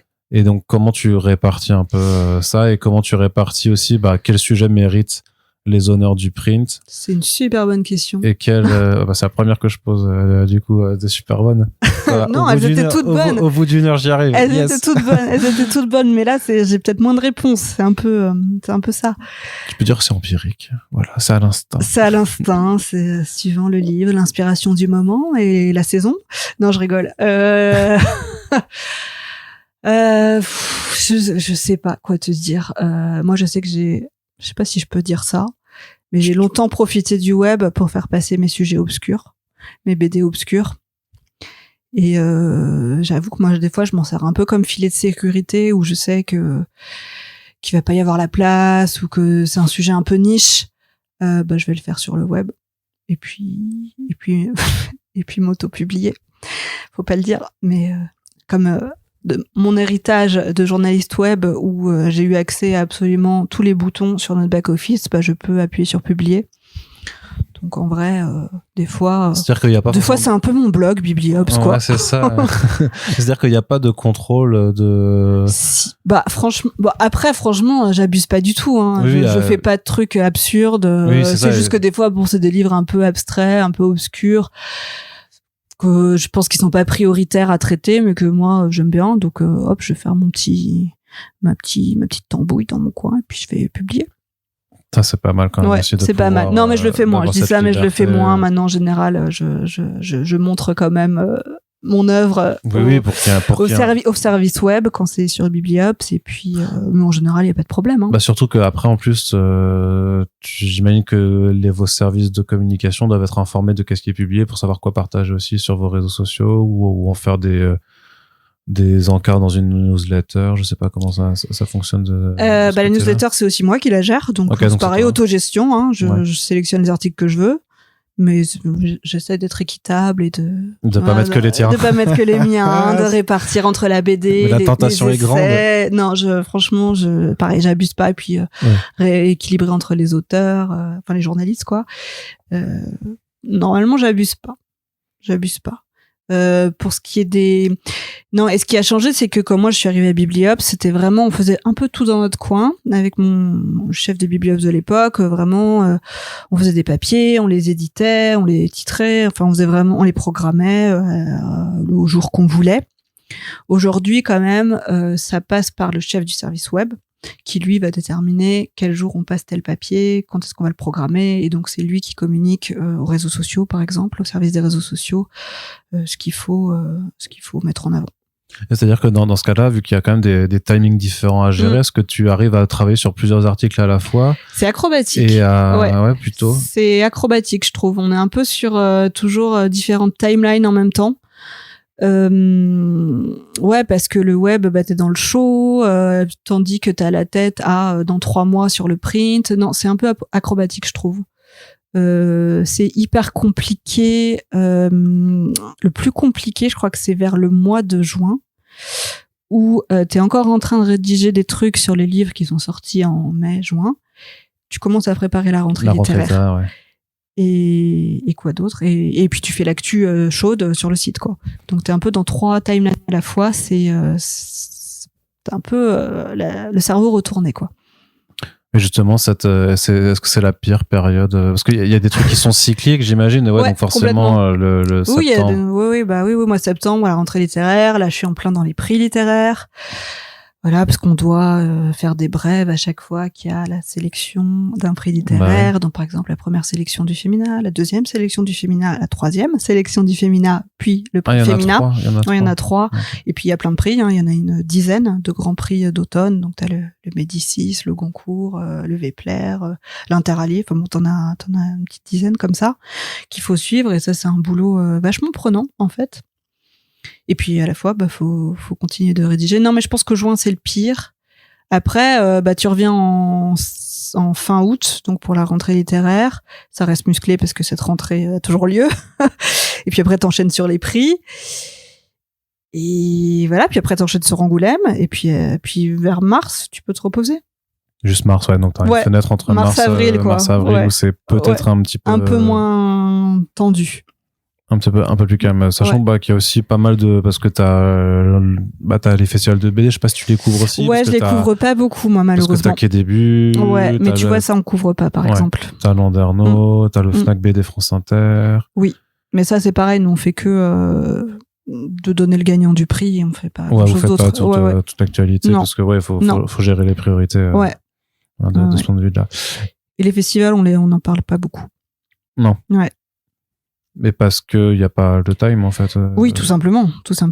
Et puis, moi, je trouve ça toujours difficile à traiter les festivals. Qu'est-ce que tu fais? Est-ce que tu prends un auteur et tu fais un focus sur lui? Est-ce que tu donnes juste la programmation du festival? Mais dans ce cas, moi, j'ai pas l'impression d'apporter une plus-value. C'est juste de diffuser, en fait, une information que les festivals ont peut-être du mal à diffuser au-delà de leur... Ouais, non, bien sûr, c'est un relais, quoi. Je comprends très bien l'idée, mais c'est vrai que c'est pas trop le cœur de cible de ce que fait Bibliops. Ou c'est plutôt deuxième temps, je sais pas, oui, donc ça va être par une analyse, par une interview, par un billet aussi, voilà. Mais la pure info pratique, on fait pas trop. Ouais. Est-ce que tu as le temps de lire tout ce que tu reçois dans ce cadre-là, et quelle est ta répartition entre bande dessinée et bouquin, parce que suffit qu'un bouquin fasse 300-400 pages, ça prend déjà énormément de temps aussi à lire. C'est vrai qu'une BD, ça peut être expédié plus rapidement, encore que ça dépend aussi de la bande dessinée. Bien sûr. Et de ce que tu veux faire dessus. Mais ouais, comment est-ce que tu arrives à répartir ton temps de lecture professionnel dans tes journées? De toute façon, je n'ai plus que du temps de lecture professionnel dans ma vie. J'ai pas le temps pour des lectures pour le loisir. Non, peut-être un livre par an, mais c'est tout, quoi. Ou 2, mais non, c'est trop intense. Je lis sur mon temps perso et pratiquement tous les soirs. Même si j'essaie de lire un petit peu plus au bureau ces derniers temps, mais c'est quand même compliqué parce que c'est marrant, parce que quand tu dis que t'es critique littéraire, les gens te disent toujours mais quel métier de rêve, être payé pour lire. Je dis non, t'es pas payé pour lire, t'es payé pour écrire. Et donc c'est quand même une grande différence, quoi. Donc quand je passe mes journées au bureau, j'écris, et je lis pas tellement. Donc ça va être le soir. J'ai des périodes justement où j'ai vraiment beaucoup de mal à lire de la BD parce qu'il faut se focuser sur les romans. Donc par exemple la rentrée littéraire, l'été, pendant mes vacances en août, moi je lis les bouquins de la rentrée littéraire. Ouais. Donc c'est pas des vacances. C'est pas des vacances. Jamais, ça n'existe pas, les vacances. Ça n'existe plus pour moi. Non, et puis je fais ça en fait tous les soirs. Je lis un bout d'un roman, et puis en général une BD. Voilà. Je fais comme ça. Après, les BD pour moi c'est jamais douloureux à lire. Après tout ce que j'allais dire, est-ce que tu trouves encore du plaisir, parce que c'est la question. Alors les romans, j'avoue que je rame parfois et que j'aimerais bien avoir plus de temps libre dans ma vie. Et puis je suis désolée de vous le dire, mais tous les romans ne sont pas passionnants. Donc parfois, il faut quand même s'accrocher, quoi. Et je trouve que le niveau général est pas toujours est moyen, quoi. Enfin, vraiment, il y a plein de romans pas terribles. Et je pense que dans la BD, particulièrement dans la BD jeunesse, le niveau est beaucoup plus qualitatif, si on prend le paysage général. Mais la BD, bref, moi c'est toujours un plaisir de la lire. Vraiment, j'adore lire ça tout le temps. Ça me pose pas de difficulté, même une BD longue. Je sais pas, j'aime ça, quoi. J'ai ça dans le sang. Je suis de retour sur mon canapé quand j'avais 8 ans et que je mangeais mes chocs à pic là. Donc non, c'est vraiment jamais un problème. C'est vraiment jamais un problème. Et je pense que d'ailleurs, si j'arrêtais ce métier demain, je suis pas sûre de pouvoir relire un livre de littérature immédiatement. Je pense qu'il me faudrait une pause, quoi. Une BD, aucun problème. Même ça me manquerait, je pense. Je pense que je peux pas vivre sans lire une BD, quoi. Il faut que ce soit assez régulier, mais je vois que je sois nourrie. Je vois, alors vous le voyez pas dans l'interview, mais Amandine commence à perler du front, et parce qu'il lui faut une BD dans ses mains. Ça fait 20 minutes que j'ai pas lu de BD, je suis mal. Voilà, Non, mais je sais pas, moi c'est mon oxygène, quoi. Il faut que je regarde un truc, il faut que je lise, il faut que je sache ce qui se fait. Mais alors comment tu fais ensuite le douloureux choix de celle que tu vas traiter c'est hyper dur. Communiquer, parce que j'imagine bien que parmi tout ce que tu lis, tout ne se retrouve pas en papier. Non, évidemment. D'ailleurs, c'est assez marrant, parce que moi je sais pas si tu fais ça, toi, mais moi je note tout ce que je lis. Je devrais le faire. Histoire de m'en souvenir, déjà, tout simplement. Et c'est vrai qu'il y a tellement de trucs qui passent à la trappe, quoi. J'ai de la peine pour tous ces auteurs qui se sont démenés pendant des années, parfois, pendant des mois. Et ça va savoir aussi si après les éditeurs te disent ah mais tu l'as lu ou pas, t'en as fait un papier ou pas parce que t'as reçu le machin, donc est-ce que t'as la pression un peu Ah mais complètement. Ça c'est mais c'est plus en littérature, je trouve. C'est plus en littérature. Je pense qu'ils sont un peu plus désespérés que dans la BD et qu'ils ont peut-être une pression d'au-dessus, que donc je les trouve très je sais pas, ils te poussent, quoi. Je vais pas dire te harcèlent, mais enfin ils sont très très présents, quoi. Dans les littératures, c'est vraiment tout le temps des contacts, tout le temps dire où t'en es. Voilà. Dans la BD, je trouve ça un petit peu plus cool. Mais la pression n'est peut-être pas la même. Et je sais plus ce que je disais. C'est ça. Comment je fais mon choix après pour chroniquer une BD. Au coup de cœur, tout simplement, parce que déjà, n'ayant pas une place immense pour la bande dessinée, je préfère privilégier celles qui m'ont plu. Et puis, je sais pas, celle où il y a un truc notable, quoi, que ce soit le dessin, le scénario, un élément intéressant, un auteur que j'aime bien déjà et que j'ai envie de suivre, une thématique qui revient dans plusieurs bouquins, un thème qui me parle particulièrement. Après, je privilégie aussi les BD de femmes. Voilà. Ville gauchiste féministe. Et oui, voilà, je suis évidemment totalement wokiste, donc c'est sûr, je vais plutôt m'orienter vers ça. Mais c'est triste parce que malgré tout, des fois, des BD ont toutes les qualités du monde et tu vas pas arriver à les traiter quand même parce que t'as pas le temps, ça tombe pas au bon moment, parce que t'as mille autres choses à faire à ce moment-là et malgré la qualité de l'ouvrage, tu vas pas pouvoir en parler. Est-ce que c'est plus simple pour toi alors de les traiter dans le web parce que tu dis au moins que t'as l'effet d'immédiateté, parce que en fait surtout aujourd'hui après ça date pas à dire, mais la vie d'une bande dessinée elle peut se jouer en fait dans les 2 premières semaines de sa sortie, et comme t'as ces impératifs de temporalité avec le print, est-ce que c'est pas plus sur le web en fait que tu dis les coups de cœur c'est là qu'ils doivent aller, ou alors faut que t'aies la chance d'avoir reçu les bouquins vraiment un mois à l'avance pour pouvoir vraiment leur faire un papier dessus? J'imagine que mais j'ai pas énormément de place pour la BD dans le print, de toute façon, donc ça va être beaucoup du web pour la bande dessinée. Effectivement, c'est un bon moyen d'être plus réactif, mais je me trouve pas si réactif que ça parce que juste je n'y arrive pas parce que j'ai beaucoup de travail. Donc je fais comme je peux, je sais pas, je réunis mes coups de cœur, j'arrive à avoir des interviews parfois, tout ça va sur le web. D'accord. Il y a quand même un article qui est sorti dans cette année, donc ce fameux classement des 100 meilleures BD du siècle. Du 21e siècle. Du 21e siècle. Qui est pas encore achevé, mais on n'en verra pas. Mais ces 25 dernières années. Ouais. Mais c'est vrai que ça fait déjà 25 ans, effectivement. C'est les meilleures BD du premier quart de siècle. Comment t'as construit ce monstrueux papier? Tu n'étais pas seul, t'étais avec tes collègues. Donc comment avez-vous construit? Je voulais juste faire un focus un peu sur ce papier. Tu as bien raison, car c'est mon sujet de conversation préféré. et un truc qui m'occupe depuis 1 an, en fait. Moi j'ai voulu, parce que c'est un peu mon bébé, ce papier, j'ai voulu proposer un nouveau canon de la bande dessinée et dire qu'il y avait une vie au-delà de Lucky Luke, Astérix et Milou, même si j'aime beaucoup toutes ces BD, c'est pas le problème, mais montrer qu'il existe vraiment une diversité, une richesse aujourd'hui et beaucoup d'auteurs plus récents et qui font des très belles choses. Mais je voulais pas être affirmée toute seule ça. Donc en fait, ce qu'on a fait avec mon collègue qui s'appelle Renaud Février, c'est qu'on a fait un énorme sondage, vraiment une usine à gaz, où on a demandé à des tas et des tas de gens de la BD ce qu'ils en pensaient. Donc on a interrogé exactement 191 personnes, libraires, auteurs de BD, éditeurs, quelques journalistes mais pas beaucoup, directeurs de festivals aussi, pour leur dire selon vous quel est le top 10 des BD parus à partir de 2000 en France. Et chacun nous a donné son petit classement Voilà, après ça, c'est déjà des jours, enfin des semaines de boulot, parce que faut aller contacter des tas de gens, attendre qu'ils acceptent, attendre qu'ils comprennent le principe du truc, reclasser. Non, mais parce que on n'était pas forcément très clair, mais en fait, on leur dit non, mais alors c'est à partir de 2000. Oui, non, voilà. Ça, oui, bien sûr. Puis il y a des trucs qui sont sortis en 2000 en France, qui étaient trop datés. Je sais pas, des trucs qui sont sortis dans les années 80 au Japon, qui sont sortis en 2000 en France, et là on refusait, par exemple, parce que c'est du patrimoine, quoi.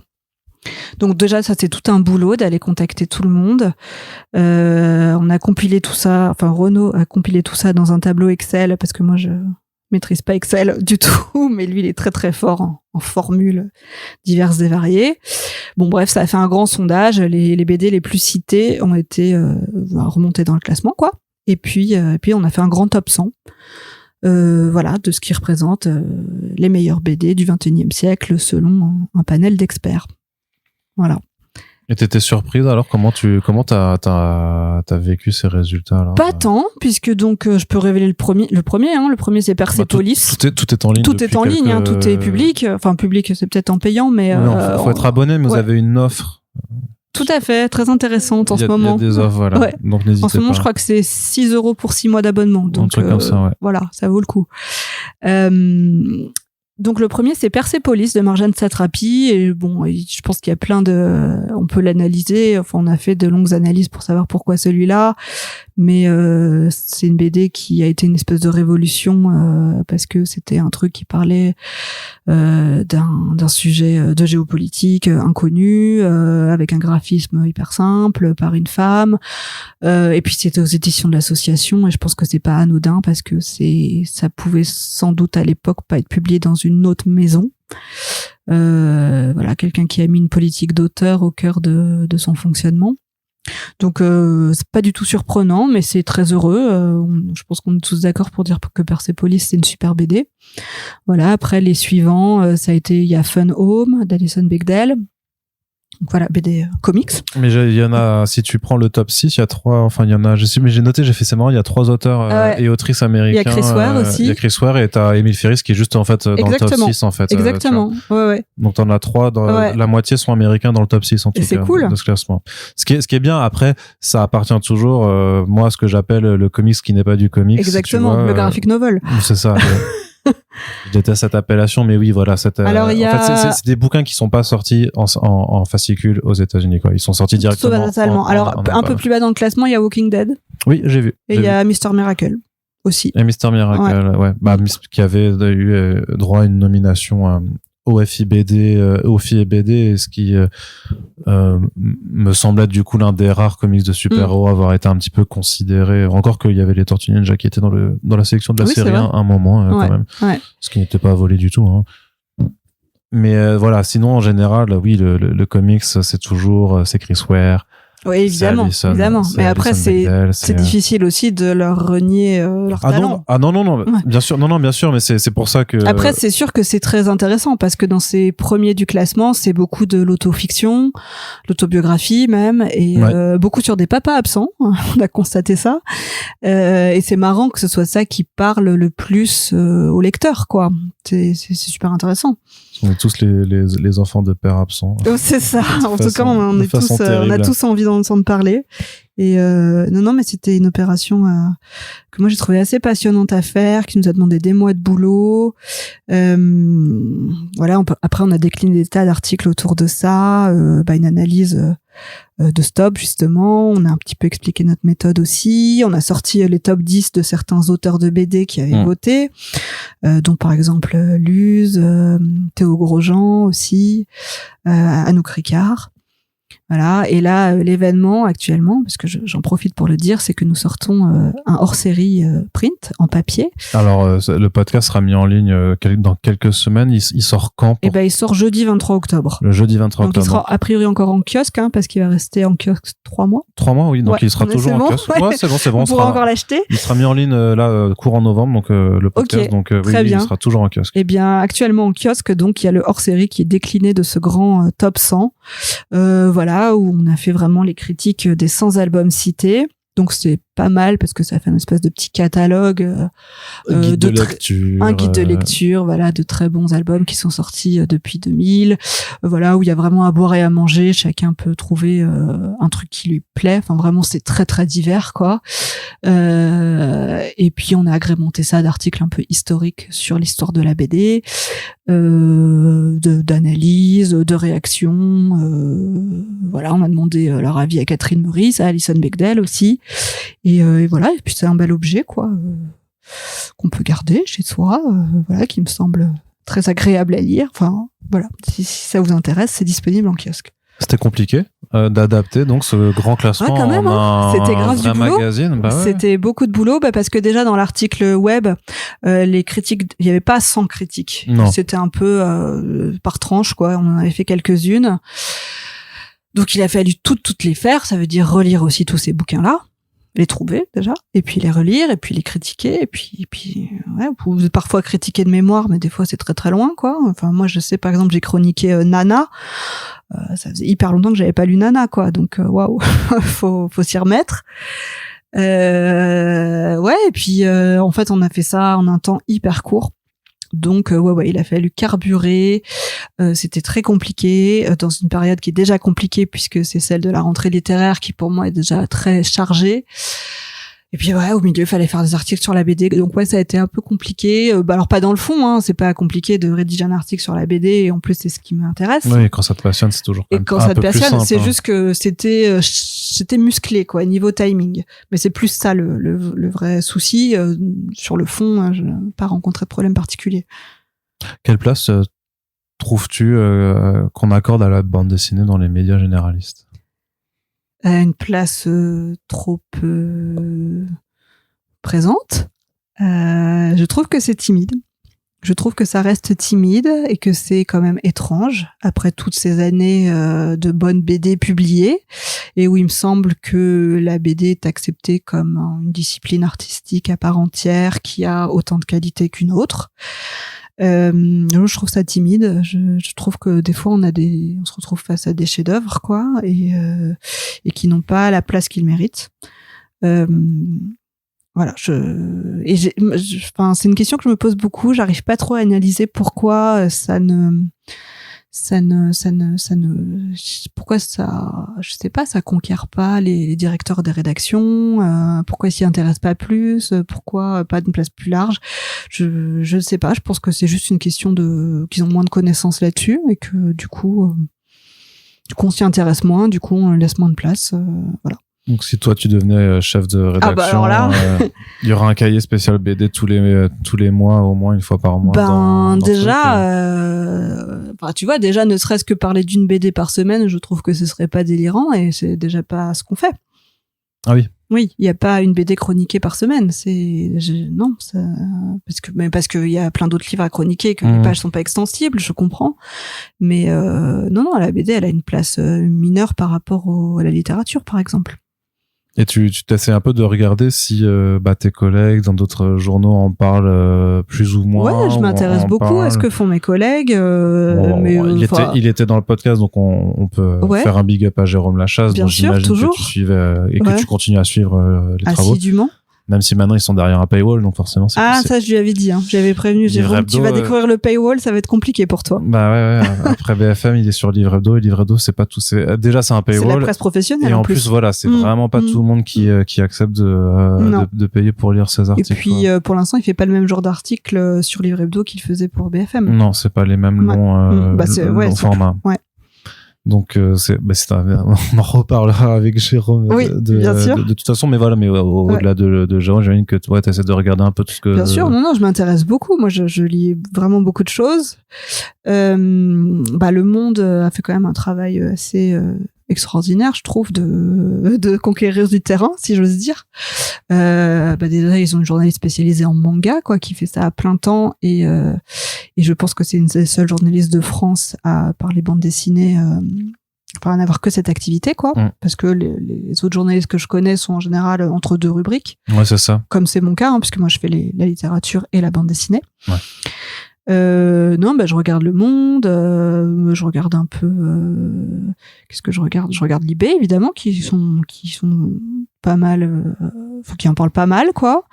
Mais après, c'est des quotidiens aussi, donc ils ont plus de place. Ouais. Le Figaro en parle pas mal aussi. Ouais, puis sur Internet aussi, ils en parlent vraiment pas mal. Non, je regarde beaucoup.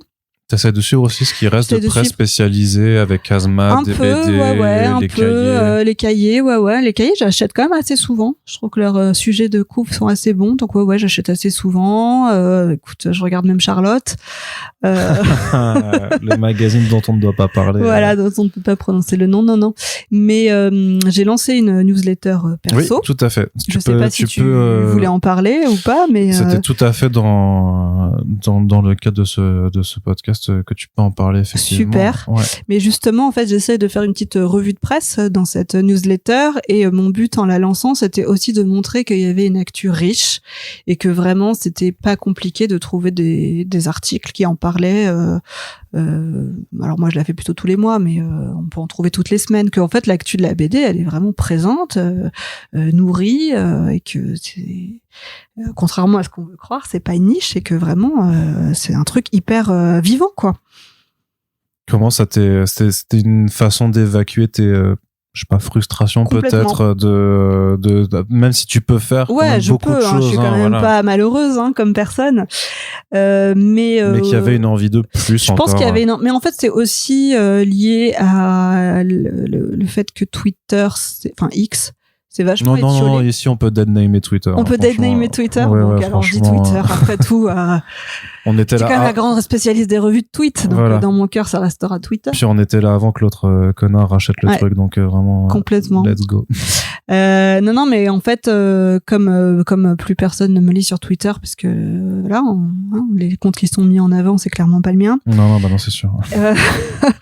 Donc je trouve que c'était dommage parce que personne ne peut plus me lire et que moi j'ai envie toujours de relayer les articles qui parlent de bande dessinée. Donc je trouvais que la newsletter c'était un bon substitut pour les regrouper. Et donc, comme je disais avant, prouver que l'actu de la bande dessinée est riche, et voilà. Mais après, c'était pas que ça aussi, c'était me confronter à un exercice d'écriture. En fait, c'est une espèce de récréation, quoi, dans laquelle j'essaye des trucs, et puis j'écris de manière beaucoup plus cool que pour le Nouvel Obs. Ouais. Enfin, vraiment, c'est assez familier, quoi, comme registre de langage. Mais c'est ma récré, voilà, je transmets un peu l'actu de manière plus cool, comme si j'en parlais sur Jetto, qui est un ami, je sais pas, mais voilà, c'est une autre manière de parler bande dessinée. Très bien. Et puis c'est aussi une manière, je suis désolée, mais de faire de l'autopromo aussi, oui. Et d'avoir un autre vecteur pour dire j'ai fait cet article, voilà, vous pouvez si vous cliquez là, vous pouvez le retrouver, et voilà. Très bien. De toute façon, on met le lien dans. Ah merci, c'est gentil. Oui, on met le lien vers Bibliops, vers la Nouvelle Obs et vers bdsansmodération.substack.com. Je pensais à BD sans modération, mais je voulais même dire peut-être qu'il y aura je pourrais même te mettre un lien sur la page du numéro spécial hors série bande dessinée. Bon, génial, Arnaud, tu es parfait. On peut mettre des liens pour tout. J'ai juste une question plus générale pour conclure et ouvrir à la fois, mais tu trouves que c'est comment la BD en France en 2025 ? Quel est ton voilà. C'est comment c'est en termes de production, en termes de production. Oui, je sais pas sur quel versant partir parce que tu pars sur l'un, on ira sur l'autre. Ouais, voilà. T'inquiète. Moi, je trouve que c'est hyper riche, c'est hyper réjouissant ce qui se fait. Il y a plein de trucs variés, il y a vraiment de tout. Il y a plein de jeunes qui rentrent sur le marché de la BD, qui font des trucs hyper cool. Il y a plein de femmes aussi, ça c'est quand même hyper notable, quoi. et c'est super, voilà, qu'il y ait plein de femmes parce que moi je réalise aussi que j'ai été élevée avec Lucky Luke et Léonard et compagnie, et que ces BD aussi elles laissaient pas une place immense aux personnages féminins, et que je vais pas dire que j'ai grandi dans la négation de ce que j'étais, donc une femme, mais quand même il y avait pas beaucoup de place. Et aujourd'hui, c'est en train de changer et c'est vraiment super positif. Il peut y avoir une autre BD, voilà, avec des gens plus diversifiés, quoi. Et ça, c'est vraiment super et très important. Après, il y a une surproduction évidente. Oui, parce qu'on en a pas parlé, mais évidemment, tu n'as pas le temps de lire les 5000 BD qui sortent chaque année. Évidemment pas. Déjà, je reçois pas 5000 BD, même si j'en reçois vraiment beaucoup. De toute façon, je reçois des centaines. Même les libraires ne peuvent pas. Non, personne ne peut lire 5000 BD. C'est impossible. C'est humainement pas possible. Mais de toute façon, déjà, dans ce que je reçois, il y a beaucoup de déchets, pardon, mais plein de trucs qui ne devraient pas sortir. Ouais. Et voilà, donc les écueils, c'est la surproduction, puis après, c'est la précarité de l'auteur, quoi. Donc c'est vraiment super que des jeunes gens aient envie de s'emparer de ce médium et proposent des trucs, mais c'est dommage aussi qu'on leur mette pas les moyens à disposition pour en vivre, tout simplement, pour être dans de bonnes conditions. Et aujourd'hui, l'auteur de BD, j'ai l'impression qu'il doit se diversifier pour pouvoir survivre, et c'est un peu dommage. Et sur la place du journalisme culturel? Je sais pas, c'est difficile de rester positif, C'est pas forcément le but, Non, c'est pas forcément le but, non, mais on voit bien que la presse est en train de dégringoler, quoi. Enfin. Toujours. Ça plus. fait des années, mais c'est ça. Ça fait des années, et moi, depuis que je suis rentrée au Nouvel Obs en 2011, on le dit et on continue de le dire, et c'est vrai, en fait, les chiffres sont toujours descendent en flèche, quoi, vraiment, de manière hyper inquiétante. Donc, je ne sais pas quel avenir ça nous réserve, mais clairement, je pense que tout ça va se restreindre et qu'il y aura de moins en moins de place pour le journalisme tout court, mais alors sûrement pas le journalisme culturel. Et c'est dommage, on en a besoin d'être orienté, on a besoin que des journalistes mettent en contexte des œuvres, on a besoin de la critique, j'allais dire aujourd'hui en France, mais toujours, quoi. Mais peut-être plus dans une France qui se polarise. Donc on en a besoin, mais force est de constater que tout ça est en train de partir à volo. Donc je suis très triste, mais je n'ai pas de solution non plus. Est-ce que toi tu te sens inquiété pour ton alors pas forcément concrètement, mais pour ton job de façon générale? Oui, franchement, parce que quel journaliste n'est pas inquiet aujourd'hui? On voit bien que en fait plus personne n'est prêt à payer pour lire des articles, tout simplement. Que même les jeunes générations, je pense, elles ont juste pas l'habitude d'aller dans un kiosque. C'est pas un mal, c'est juste que cette habitude s'est perdue d'aller acheter un journal. Donc quelle est la perspective des journalistes là-dedans? Elle est très compromise, quoi. C'est vrai que je l'avais mentionné un tout petit peu en tout début d'émission, mais on vous a parlé d'IA, vous, dans vos rédactions? Non, pas encore.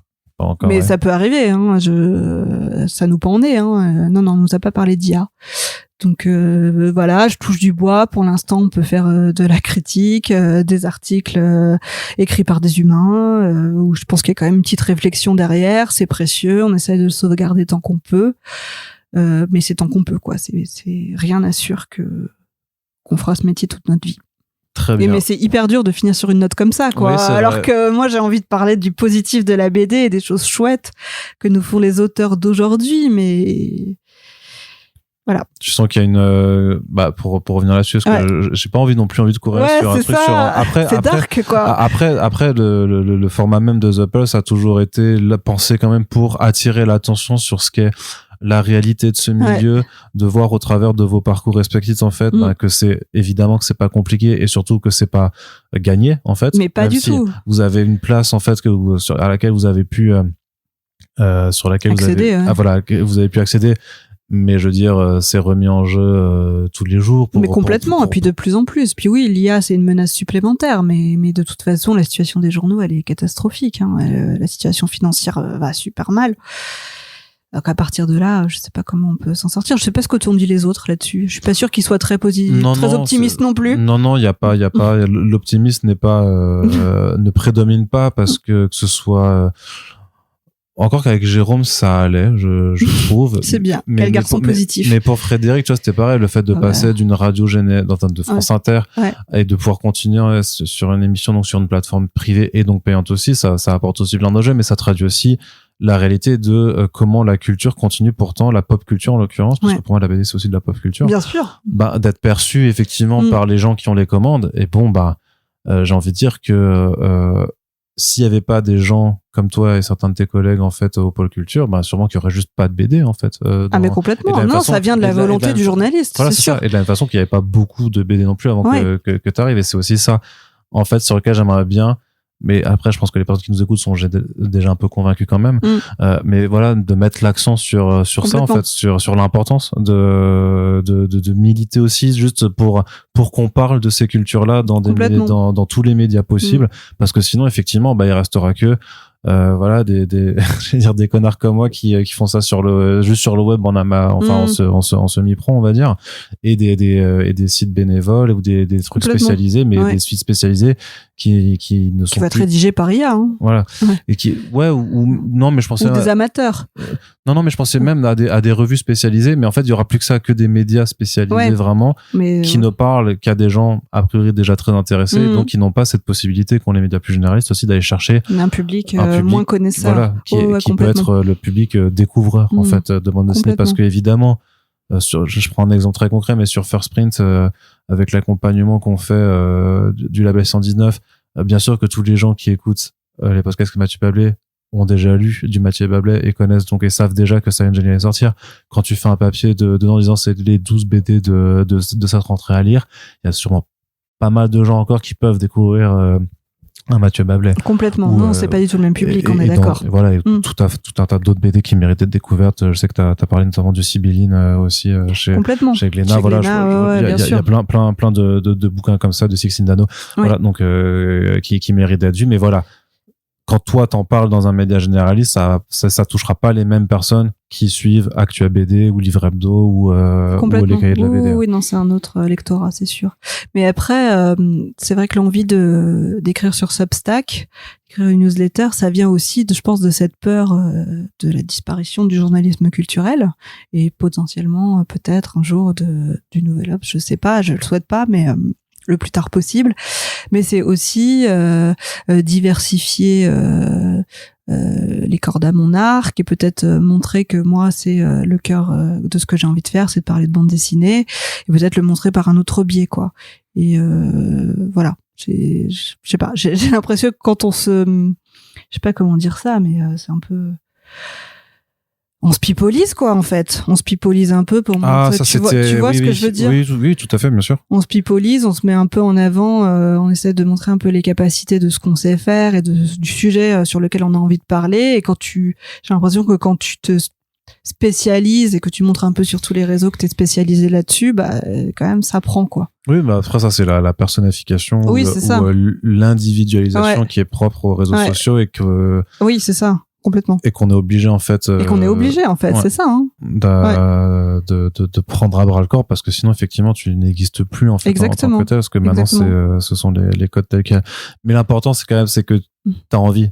Oui, j'ai envie. C'est qu'avec toutes ces années, ça fait quand même 2011, donc bientôt 15 ans. Oui. Que tu écris sur la bande dessinée. Et que j'ai toujours envie de continuer et de plus en plus. C'est vraiment, c'est même la démarche inverse, quoi. C'est que dans la vie, il y a plus que ça qui m'intéresse, quoi. Vraiment, j'ai envie de faire que de la bande dessinée. Je trouve qu'il y a plein de trucs à raconter, plein de trucs passionnants, et puis que ce soit juste considéré comme un art, quoi. Enfin, tu vois, moi, j'ai fait des études d'histoire de l'art, et vraiment, une bande dessinée, ça peut être lu comme un tableau, quoi. C'est plein de choses à analyser. Il y a une démarche artistique derrière. Il y a vraiment beaucoup de choses à en dire. Enfin, on peut aussi parler juste de la situation de l'édition. Enfin, c'est passionnant, c'est hyper riche, et moi, j'ai envie de plus en plus d'évoquer toutes ces facettes de la bande dessinée. Eh bien, c'est ce que je te souhaite de pouvoir faire dans le futur.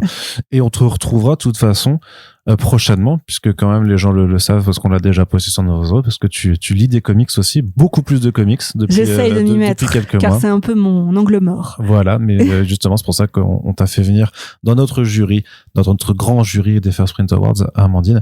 Et donc, on pourra reparler de ta découverte, de ton approfondissement dans ta lecture de comics. En tout cas, merci beaucoup de m'avoir consacré de ton temps. On espère que l'émission vous a plu. Si c'est le cas, Faites-le savoir, puisque ces podcasts, ils sont enregistrés, mais il faut qu'ils soient écoutés, qu'ils soient découverts aussi également. Donc n'hésitez pas à soutenir First Print en partageant le podcast sur les réseaux sociaux, en parlant autour de vous. Si vous avez des collègues journalistes ou que ça intéresse, n'hésitez pas aussi à partager cette émission spéciale. Et justement, en fonction de vos retours à tout ça, ça me motive aussi à poursuivre The Pulse pour que les prochains batchs d'épisodes ne mettent pas 3 ans à arriver. Merci à toutes et tous de nous avoir écoutés. Puis Amandine, je te dis à très bientôt. À très bientôt. Salut.